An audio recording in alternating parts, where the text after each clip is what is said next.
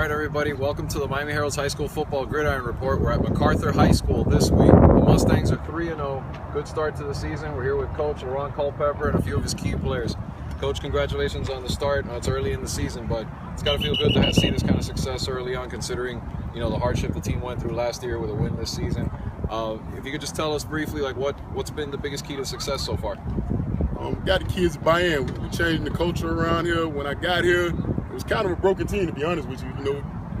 I don't know what happened last year. I was a member of the staff prior to Davis, and then when Davis took over, I can't tell you what he did, but when I came back, it was a mess. So the first thing I had to do was clean up the mess. So it's kind of what we're doing, just take everything day by day and just cleaning up his mess. Coach, you got 4 of your top players here. If you could introduce them one at a time and tell us what kind of key roles they play on the team. I got Stephon Francois, wide receiver, one of my captains. Me and him go back. He was a starter as a freshman when I was assistant defensive line coach here. He also plays defensive back. I got, to me, what I feel like is the best running back in the county, Jerome Lindo. Had to go back and, he had left home for a little while, but he's back home now. And I got my big play guy back here, Dominic White. I need a big one. Just the guy we dial up. Right. And I got, he turned out to be a true leader, Antonio Collier, cornerback. I don't advise nobody to throw his weight. He's doing all right this season. Well, from the results so far this year, it looks like it, because you haven't really given up that many points in the first 3 games. Obviously, the challenges are coming, down the road now with the district and everything. What's the message to these guys to not let the 3-0 start get to their head too much? I've been on them about that lately. Yeah, it's nice to be successful, and you want to win. But at the end of the day, we have bigger goals that we want to accomplish. Yeah, it's nice being 3-0, but we want to be 10-0. We want to be district champs. We want to play 15 games this year. We want to be in the state finals.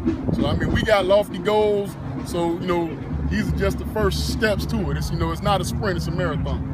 Coach, tell us a little bit about your coaching background, where'd you get started, and that kind of thing. I got started at North Lauderdale Academy with Coach Joe Redmond. Moved over to Dillard, actually, after North Lauderdale Academy was at Dillard. Then went to Coral Springs, spent a few years at Coral Springs. Then I came here as an assistant. I got the opportunity to come home, I came home. And unfortunately, things with Coach Roden in the school, they had to part ways, and I took some time off. Then when, the opportunity came again, I had a parent who called to say, hey, we want you coaching our kids. And I interviewed for the job, and here I am. Well, Coach, you mentioned Coach Redmond. Obviously, it sounds like you've worked with a lot of good ones over the years. Tell us a little bit just about, what's the biggest lesson you've learned as a coach that you would try to instill in these kids day in and day out? You got to work hard. Nobody going to give you nothing. I don't care what you did yesterday. You got to prove yourself today. You got to make believers out of people tomorrow. So you got to work hard every day. Coach, gentlemen, congratulations on the season so far. We wish you the best of luck going forward. You can catch the Mustangs. They're 3-0 and a good start to the season.